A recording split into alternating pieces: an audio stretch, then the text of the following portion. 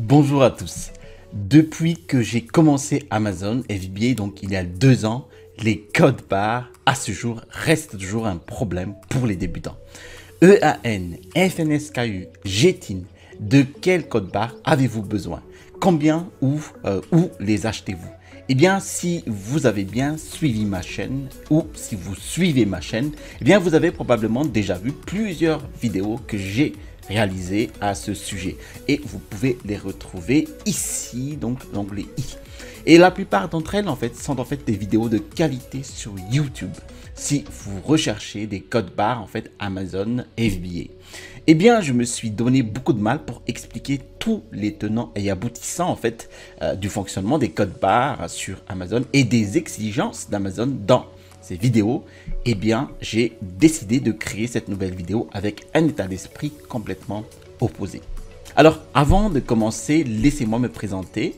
Je m'appelle Télémax, je suis un vendeur professionnel sur Amazon et j'enseigne les techniques et les stratégies qui vont vous permettre de générer des revenus stables et évolutifs en fait avec ce business model et le private label ou la création de marques privées. Alors, si vous êtes nouveau sur cette chaîne, eh bien, je vous invite à vous abonner en cliquant sur le bouton situé en dessous de cette vidéo, eh bien, pour recevoir tout simplement les notifications des prochaines sorties vidéo. Et je vous promets toujours de vous délivrer des contenus de qualité. Je vous recommande vivement de rester jusqu'à la fin de cette vidéo, car vers la fin de la vidéo, je vous offre non pas un, mais 2 cadeaux relatifs justement à cette vidéo donc de code à barre et relatif au business Amazon FBA lui-même. Allez, restez jusqu'à la fin. Maintenant, vous êtes nombreuses à me dire que cette chaîne mérite plus d'abonnés. Alors, je vous invite tout simplement à partager donc l'adresse URL de notre chaîne ici, maîtriser l'activité de commerce en ligne à des personnes qui sont susceptibles d'être intéressées par le business e-commerce, eh bien, ou plus particulièrement donc à la vente de produits sur Amazon. Et si vous avez des personnes dans votre entourage qui sont intéressées par un sujet en particulier donc de la vente sur Amazon, par exemple ici le tutoriel complet de recherche de produits qui est un thème assez difficile sur cette niche, eh bien je vous invite tout simplement à partager voilà l'adresse URL donc par exemple de cette vidéo aux personnes concernées. Alors, avant de commencer notre étude, il serait judicieux en fait d'expliquer les termes qui vont être utilisés dans cette vidéo. Alors ici, pour ce faire, je me rends ici sur le site gs1.fr et d'ailleurs, c'est le site sur lequel il vous est recommandé. D'ailleurs, c'est pas moi qui le recommande, c'est Amazon qui vous recommande fortement d'acheter donc des codes barres. Voilà. Alors ici, nous sommes sur gs1.fr et pour ce faire, pour expliquer les termes utilisés, donc je vais emprunter la vidéo de GS1 France. Dans cette vidéo, nous allons utiliser donc le terme GTIN. Alors GTIN veut dire donc Global Trade Item Number. C'est un numéro d'identification unique que vous allez utiliser donc pour chaque unité de produit que vous vendez donc en ligne ou sur le marché physique. Eh bien, ce code GTIN ou donc anciennement EAN donc est un code que vous retrouvez en dessous ici du code barre.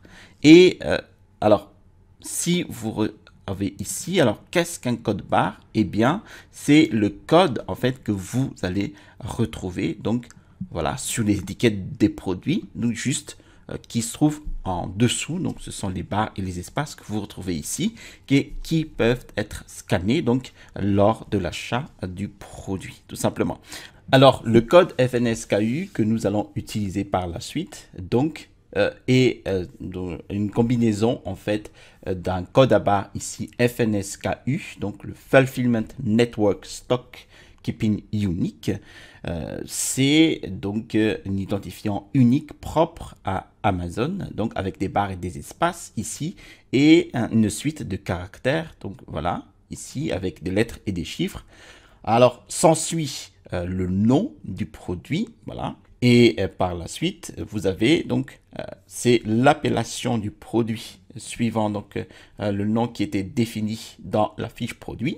Et par la suite, vous avez donc l'état du produit au moment de la vente. Est-ce qu'il est neuf ou reconditionné ou d'occasion? Maintenant, sans entrer dans les détails des codes à barres, de leur fonctionnement ou des exigences d'Amazon, je vais vous montrer l'organigramme très simple que vous pouvez suivre et qui vous indiquera rapidement et facilement les codes à barres dont vous avez besoin et combien, afin que vous puissiez commencer à vendre vos produits Amazon immédiatement. Donc, comme je l'ai dit, sans rien connaître des codes à barres ni des exigences Amazon, vous pouvez suivre cet organigramme et simplement répondre à quelques questions. Cependant, je suggère que vous appreniez réellement le fonctionnement du système de code à barres, son objectif et les exigences d'Amazon. Je laisserai des liens vers des vidéos à ce sujet dans la description de la vidéo ci-dessous.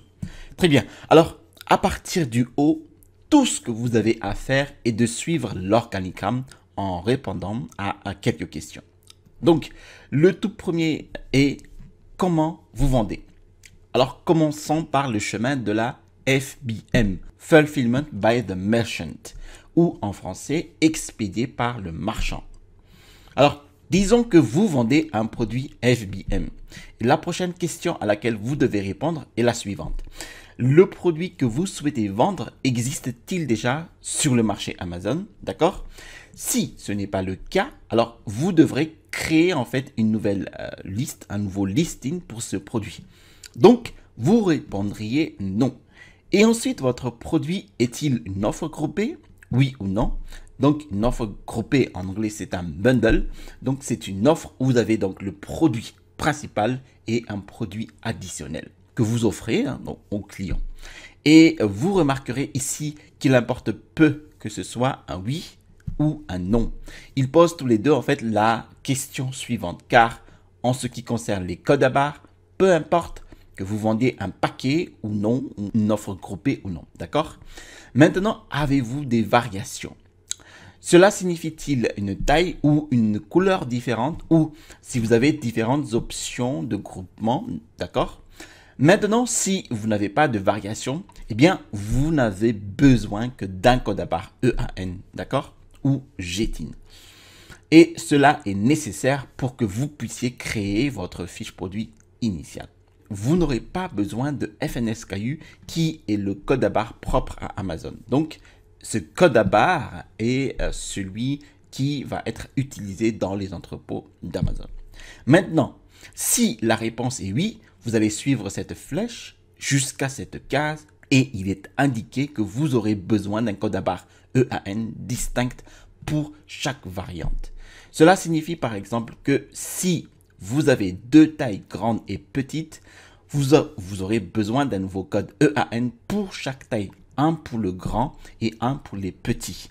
Maintenant, si vous avez différentes tailles et couleurs, par exemple, vous pouvez voir ici, si vous avez deux couleurs de 3 tailles différentes, eh bien, vous disposez de 6 options différentes, 6 variations différentes.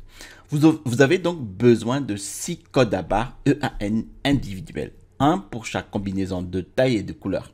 Maintenant, si nous remontons en arrière, s'il revenait ici et que vous pratiquiez le FBM, est-ce que le produit existe déjà sur Amazon? Si tel est le cas, vous n'avez pas besoin d'un EAN, d'un code à barre ou d'un FNSKU.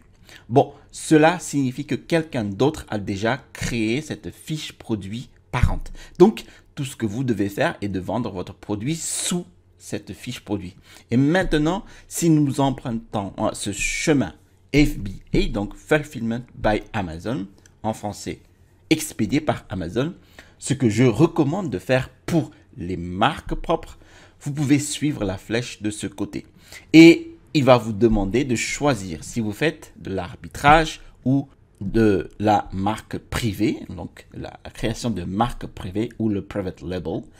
Désormais, l'arbitrage signifie que vous achetez des produits dans un magasin de détail comme Leclerc, Carrefour et que vous revendiez via le service Amazon FBA.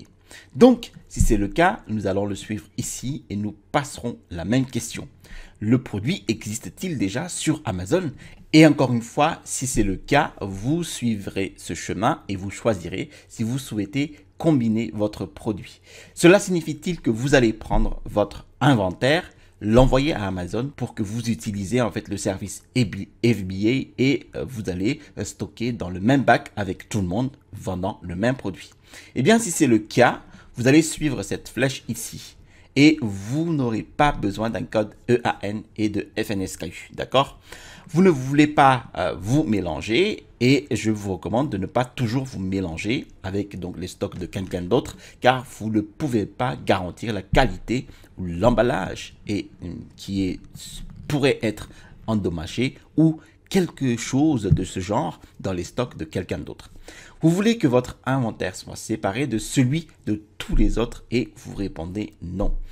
Dans ce cas, vous devrez générer l'étiquette FNSKU et étiqueter chacune de vos unités que vous envoyez à Amazon afin de les séparer de celles des autres.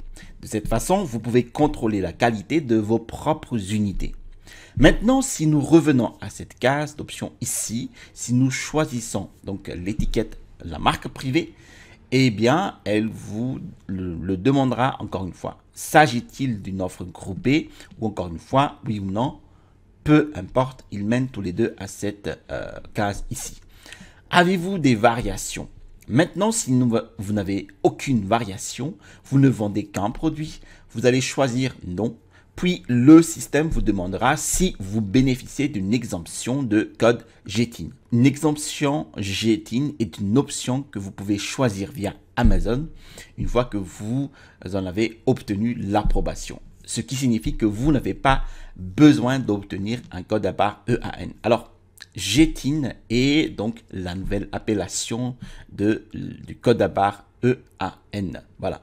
Vous pouvez également vendre par le biais de FBA en utilisant simplement un FNSKU. Désormais, si vous ne bénéficiez pas de l'exemption de code GTIN, vous pouvez répondre non et vous pouvez voir au moins cette zone. Vous aurez besoin d'un code à barre EAN pour votre produit afin de créer votre fiche produit.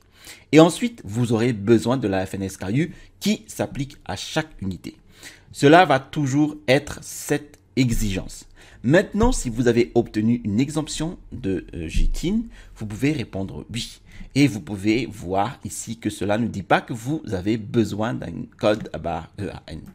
Donc, tout ce que vous avez besoin, c'est la FNSKU, car le code GTIN vous dispense de l'obtention de code à barre EAN. D'accord? Passons à autre chose. Donc, si vous venez ici, vous avez une variante. Vous allez descendre ici. Et encore une fois, il va vous demander si vous avez une exemption de GTIN. Et si vous ne le faites pas, vous allez suivre cette flèche ici. Et comme avant, vous aurez besoin d'un code barre EAN distinct de chaque variante. Donc, encore une fois, si vous avez deux tailles, une petite et une grande, vous aurez besoin de deux codes à barre EAN. Un pour le grand et un pour le petit. Et comme avant, si vous avez besoin des tailles et des couleurs, vous en aurez besoin d'une pour chaque variante. Donc, si vous avez deux couleurs et trois tailles, cela signifie 6 variations différentes. Vous avez donc besoin de 6 codes à barre UPC, un pour chaque variante, d'accord? Et ensuite, vous devrez également générer le FNSKU pour chaque variante. Donc, si vous avez 6 variations, vous obtiendrez 6 FNSKU, chacune représentant chaque variation. Et ce biais de FNSKU doit être appliqué à chaque unité. Alors maintenant, si vous avez une exemption de GTIN, vous allez suivre cette flèche ici et celle-ci sera ignorée. Vous n'avez pas besoin donc de code barre EAN car l'exemption vous permet à nouveau de ne pas avoir à obtenir de code à barre EAN. Donc, vous répondrez oui et tout ce que vous avez à faire est de mettre la FNSKU sur chaque unité. C'est aussi simple que ça. Alors, maintenant, on me pose souvent la question suivante. J'ai acheté 500 unités, ai-je besoin de 500 codes à barre EAN? Non, vous n'avez besoin que d'un seul pour chaque produit ou variante, d'accord? Suivez simplement l'organigramme. Maintenant, le même code à barre ira sur chaque unité. Donc, si vous avez deux variantes, une grande et une petite, par exemple, eh bien, le code à barre EAN et FNSKU représentent le petit. Le même code à barre est donc appliqué à toutes les petites unités.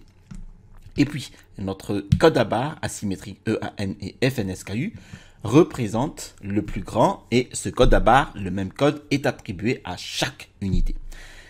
Maintenant, ayez également quelques notes ici et vous pouvez voir ici qu'il est écrit que les codes à barre EAN sont automatiquement convertis en code à barre FNSKU lorsque vous créez votre fiche produit. Et vous suivez ce processus lorsque vous créez votre fiche produit. Et vous pouvez imprimer donc dans votre compte seller central ou télécharger le fichier FNSKU en sélectionnant l'option imprimer des étiquettes des articles sur votre compte vendeur central. Gérer l'inventaire et en cliquant sur la flèche du bouton modifier. La fiche produit doit être remplie par Amazon afin d'obtenir l'option d'impression ou de téléchargement pour le FNSKU. Alors, le problème le plus courant est que vous ne pouvez pas trouver cette option d'étiquette d'éléments d'impression car vous n'avez pas configuré votre fiche produit pour qu'elle soit remplie par Amazon. Donc, enfin, les codes à barre EAN et FNSKU doivent figurer sur l'emballage le plus extérieur. Et cela a à voir avec les gens qui demandent tout le temps. Les codes à barre va-t-il sur chaque article ou dans un paquet par exemple? Ainsi, si vous avez un paquet contenant 3 éléments à l'intérieur, peu importe le nombre d'éléments contenus dans le code barre, les éléments à l'intérieur du code barre ne peuvent pas être séparés.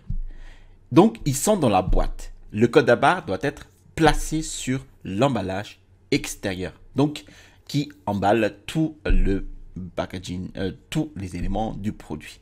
Par conséquent, si quelqu'un le récupérait, il pourrait le scanner facilement. D'accord? Un code à barre par unité et c'est tout. C'est vraiment aussi simple que cela. Merci d'avoir suivi cette vidéo jusqu'à son terme.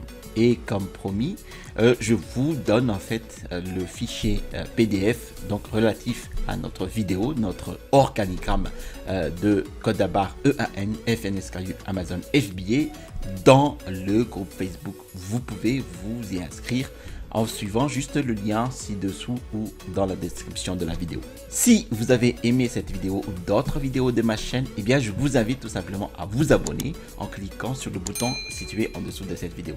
Je vous ai mis aussi en description de la vidéo mon e-book les 5 étapes pour construire un business à succès avec Amazon FBA. Et bien dans cet e-book, vous allez avoir les techniques et les stratégies qui m'ont permis de créer ma première boutique en ligne à succès avec Amazon FBA. Vous trouverez ici le bouton pour vous abonner et à droite de cette vidéo, eh bien, vous allez trouver les clés de la réussite de la vente sur Amazon FBA. Allez, à la prochaine vidéo et restez toujours curieux.